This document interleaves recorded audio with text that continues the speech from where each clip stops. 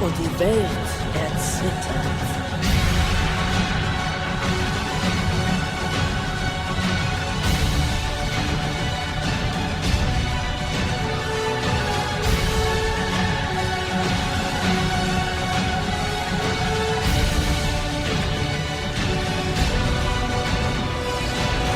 Yes! Yes!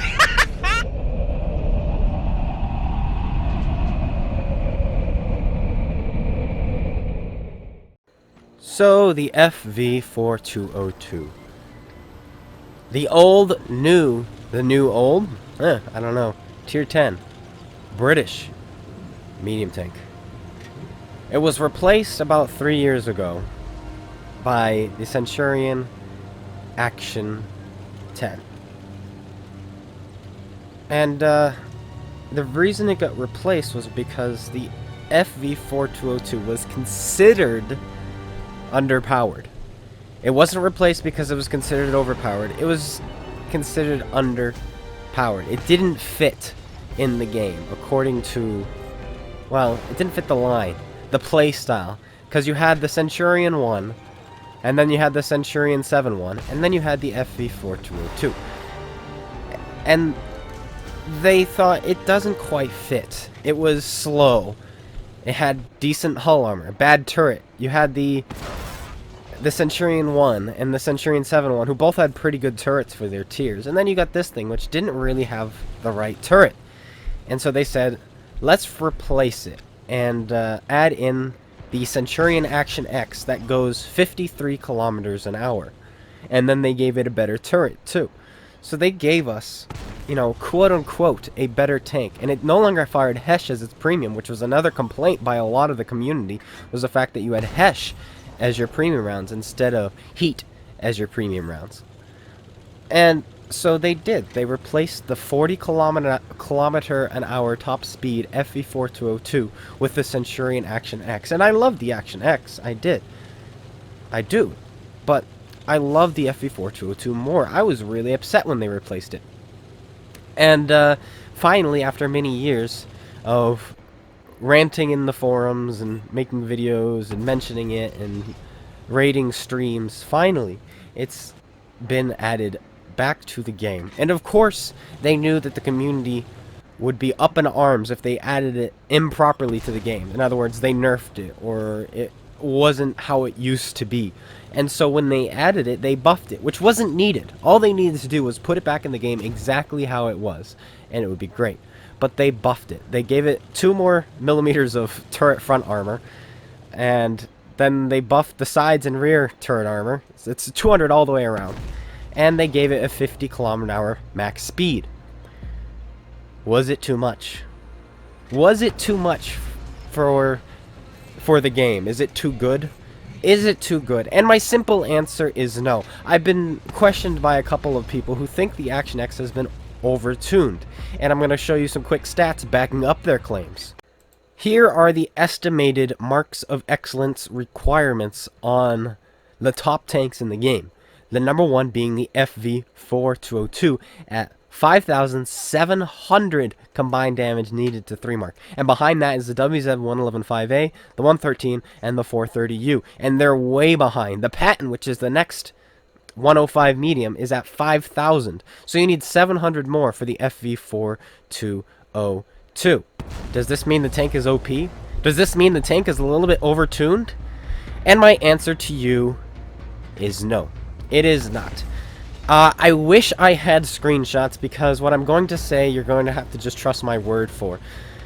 When the Patton was buffed, when they buffed the Patton and removed the tumor on top, everybody was playing the tank, and it required 6,000 damage to 3 mark when they first buffed it. And now, as you saw there, it only requires 5,000, but it was 6,000. It's just a new tank hype. New tank hype, ladies and gentlemen. We've got all these great players playing the vehicle and trying to get as much damage as they can, trying to 3 mark it first, trying to be the best player in this tank, and all the really good players are playing it. And that's just the way it works right now. And this replay I'm showing you has nothing to do with the tank. Honestly, I could do exactly what I'm doing now in the Leopard 1 or in the Patton. Maybe not the Patton because it's not fast enough, but I could have done it in the Action X just as easily, if not easier, because of the better turret. I'm just throwing this in the background just to show you how devastating this tank can be in the right situation. Going back to what I was saying, because this tank is new and good, a lot of good players are grabbing it, slurping it up, trying to 3-mark it as quickly as they can. There's a lot of players who love 3-marking tanks, myself included. I love 3-marking tanks, especially my favorite tanks, and this is one of my favorite tanks. So of course I'm going to try to 3-mark it, and so are a lot of others, and that's why it's so hard right now. And the reason I think it is not overpowered, overtuned right now, is because, once again, like I said, the Patton was the #1 a couple months ago when they buffed it, requiring over 6,000 combined damage to 3-mark. 6,000. And this tank, being played just as much as the Patton used to be when it was first buffed, only requires 5,700, meaning I think the Patton in general is played better. Now, I still love the FV4202. I know I just said I think the Patton is played better, but personally, I play better in the FV4202. This is my cup of tea. I love this vehicle, and it's my favorite tank in the game right now. Maybe my second favorite. The FV215B and the FV4202 are both beautiful vehicles. This is definitely my favorite medium. The 215B is definitely my favorite heavy tank. And both of those tanks got removed from PC, which is unfortunate for you guys if you play on PC. Now, if they introduced the FV4202 back into the game exactly how it was before, would anyone complain? Well, yes. There are lots of complaints in the forums about the tank already being underpowered. Why would they re-add a tank that nobody liked, quote-unquote nobody liked? There's a lot of people who complain. I don't know why. People just like complaining about something. They gotta complain about something out there, you know? Oh, FV422 is getting returned to the game. Must complain about it. And that's just what happens. But the dedicated players, the players who played it before and loved the vehicle, we're not gonna complain. If the tank only went 40, the tank would only go 40, and it would be okay. That's fine. 40 kilometers an hour, whatever. It's still great. And right now, as you can see, we are firing HESH shells, which are amazing on this vehicle. Unlike heat shells, these shells, they do more damage when you penetrate. A lot more damage. You go from 390 to 480, and you have really good penetration. You have, instead of normal HE being about half the caliber, this thing, because it's premium HESH, is double the caliber. So you have a 105, meaning you have 210 millimeters of HE penetration, which is phenomenal, and not pay to win rounds. Unlike heat, if you fire heat, you're just gonna do more damage because you're gonna penetrate more shots. It's just how it works. Oh, hello E100, let me just shoot you through your cheeks, you know. Hello mouse, let me just shoot you while you're angled. And it's just, you know, these rounds don't do that. These rounds require you to think. They require you to know when to use them, know when the best time to shoot them are, and to actually penetrate your shots to do anything. So you have to aim for weak spots with this tank, and I really like that. I like that concept. I like that, you know, you gain something but you lose something. You gain alpha, you lose penetration. I like that a lot, and it rewards smart play, unlike tanks like the 430U, where you just press your A button and voila, you do damage, and you do more damage. You smash your face against your controller, and you do 7,000 damage. Really hard. I'll have some videos on that tank later, not today, but later indeed, because holy cow is that tank easy, to say the least. And once again, here's a Type 5. Aim for a weak spot, we go in. We penetrate him with 210 millimeters of penetration. Granted, we had his side, but we still aimed carefully, and we penetrated, because, you know, we don't have the pay-to-win premium rounds, and I really, really like that. And you're able to dish out insane amounts of damage if you use your HESH in this tank, and that's really cool. That is really, really cool. Now, I found an old replay featuring the FV4202, and it's really laggy, so I'm not going to show much of it, just the driving, so you can see, you know, this is the speed it went, at 40. You saw it get up to speed, like, immediately. It just goes 40 everywhere. In fact, I'm going to cut to the end of the video now as we climb a hill. And as you can see, even climbing this hill, we're still going about 40. And this tank felt like it could go faster. It had like a 40-kilometer-an-hour speed governor. It had over 20 horsepower per ton.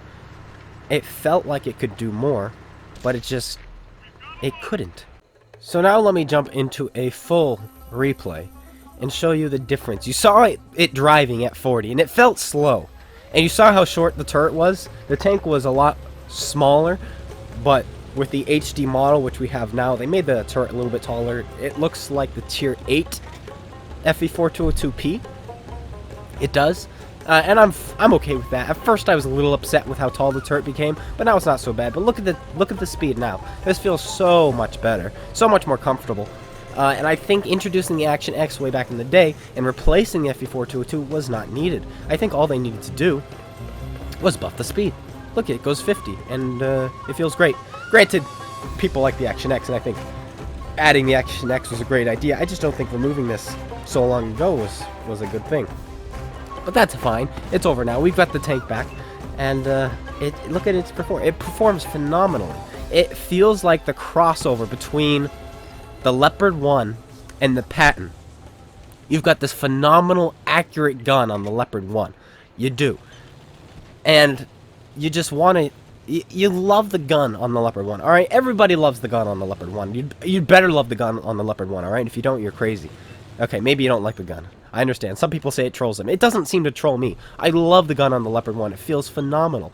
But it lacks the robustness, the durability, the seemingly good gun handling on the move as the Patton does. And this tank seems to be the crossover. You've got nearly Leopard 1 accuracy and really good mobility, but you also have the robustness, if not more robustness, than the Patton. Your hull on this is much better than the Patton. Much better. It's 120 millimeters of 62 degrees of angling upper plate armor, which means it's in like almost 300 effective. You use your gun depression, it's 72, and you're no longer penetrable on the lower plate. That's how the tank works. It's phenomenal. The turret is not as good as the Patton, and no, well, it depends how you look at it. Above the gun and next to the gun, they buffed on this thing, and they're insanely good. You're gonna bounce off those all day, especially if you're using gun depression. Since we're talking about armor in the replay, I've decided to segue and actually show you the armor, so I'm not lying. This is 125, used to be 125, so it's about 300 effective. It got changed on console. They didn't give us the exact numbers. It's 161 to 191.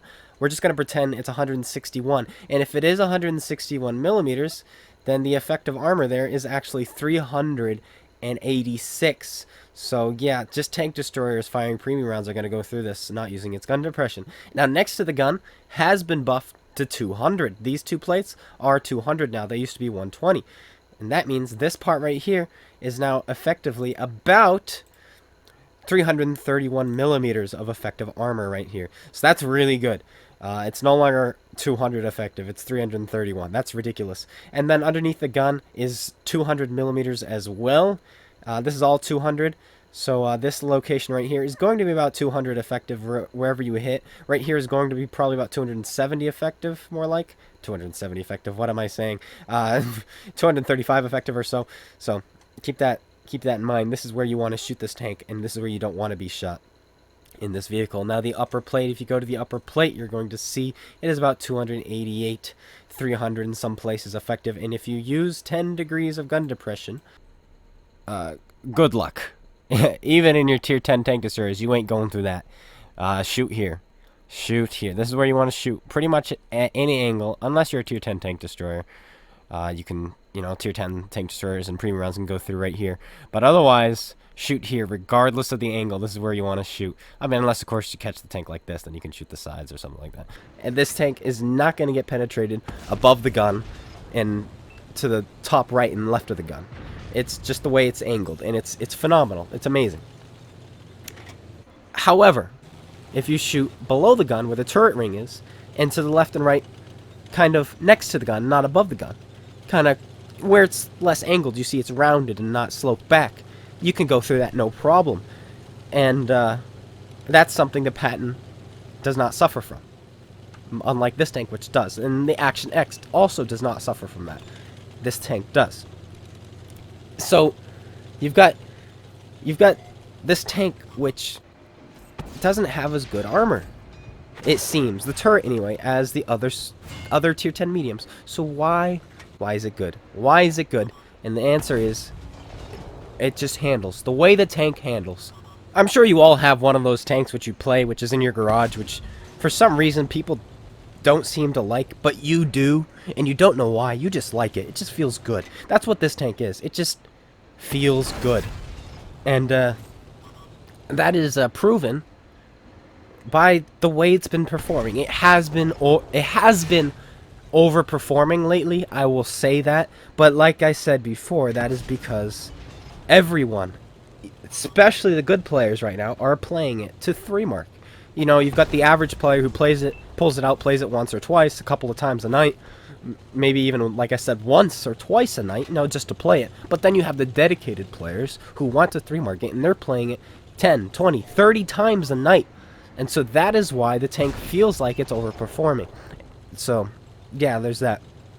That's my opinion, my analysis of the tank, what's going on, why it's performing so well lately. And it's just, you just got to look at the players playing it. And I think that's what's going on. Anyway, we have this guy double tracked here, and that's pretty unfortunate for him. He's getting shot in the side and everything, but he does have a good crew, it looks like. But he fluffs his shot, and we finish him off. Down goes the 268. Unfortunately for him, he is not Shadow Dash. I know Shadow Dash on this map recently did 13,000 damage. He did not. But we're gonna put a shell into the lower plate of this guy, firing it in, because once again, I've mentioned this before, we had to aim for a weak spot. We waited for him to angle his lower plate up so we could penetrate it, because we do not have heat shells. We actually have to aim, and once again, we're waiting. There it is. We put it in, and he does get finished off. We had to aim. There you go. Now he gets finished off. We had to aim for weak spots. How crazy is that, you know? Playing World of Tanks and having to aim for weak spots in 2019? That's crazy talk. That's what you did in 2014. This isn't 2014 anymore. But the FV4202 is that exception. If you're going to play this tank, you have to use your brains. You have to be smart. And that's another reason why I think the tank is being played so well, is because it doesn't win for you. You are forced to think when you use this tank. You are forced to try to outsmart the enemy. You're forced to try. Unlike Soviet medium tanks, or the Patton, or the Action X, who, oh, I'm hull down now what? You know, I get hull down, you can't do anything. Or Soviet medium, I just charge you and use my DPM and my turret armor and my low profile to just own your facing. You don't really have to do that much to win in those tanks. They're really, really easy. Oh, I'm fighting super heavies from the front. Let me just press my A button. Medium tanks are not designed to, or should not be designed to fight super heavy tanks from the front, and yet they can. This tank cannot. It can if you aim well, but even then, an angled mouse, you're not going to go through with this gun.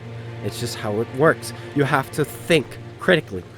And this tank forces you to do that, which is why I feel it's played so well, is because of that reason. Now we've loaded Hesh because this guy doesn't have much armor. I figured I'll just load some Hesh for this spaghetti tank. What's the Progetto? There it is. And that's gonna haunt me. That's gonna really ruin everything. It's gonna get me killed. I'm spoiling a little bit. If I had just fired APCR, we'd be good, but my aiming is not the greatest right now, or right here in this moment in time. Hesh was a great idea to use against this tank because he has no armor, but well, first there's that shot. There's one. And then we're going to load up and side-scraping this guy. Put another shell in. Oh, there's another non-penetration. Once again, if we were firing APCR, we would have done 800 damage about by now. And then we fire another one. Once again, no penetration. We would have done about 1,200. And he'd be a one-shot for us if we were firing APCR right now, guys. But we're not. However, this is the side of a Russian tank, known for its spaced armor. We go straight in with the Hesh. Nice meme right there. Now we switch back to our APCR. We put another shell into the fatherland. Who bounces off of us because we're side-scraping. And we're going to put another shell into him. He finished him off. And now we got to get away from this guy because he's coming at us. Are we going to be able to kill him, or is he going to finish us off? Put an APCR shell into him. We try to ram his tracks off. We are unable to. And he bounces off us. He's got one more shot left. Come on. Nah, he finishes us off there. And we do die. But, you know, the game is pretty much over as it is. And, you know, pretty good result. Not gonna lie, I think that was a pretty good result. But like I said, you know, is the tank overpowered? No, it's not. It's just played well right now. A lot of players playing it, good players. It forces you to think critically, unlike Russian mediums, which allow you to do whatever the heck you want, you know? And because of that, this tank is just played better because people are smarter. Yeah. So let me know what you guys think. My voice is pretty much gone. I'm still recovering from strep throat, so that should be good. Tomorrow we've got a stream, and hopefully it'll be better or decent by then. Anyway, I hope you guys all enjoyed. If you did, slap that like button. I know, 2 videos today. How crazy is that? 2 videos. But let me know what you think. Do you think the tank has been overtuned? And are you enjoying the tank? I sure am. I know I am. And do you think the hype is going to die down and the tank is going to become more average in the future? Or do you think it's going to drop below average? Or do you think it's going to still remain one of the top played tanks? Or top most well played tanks? That's what I'm trying to say. Let me know in the comments below, and I will see you guys all later. Take care, and peace out.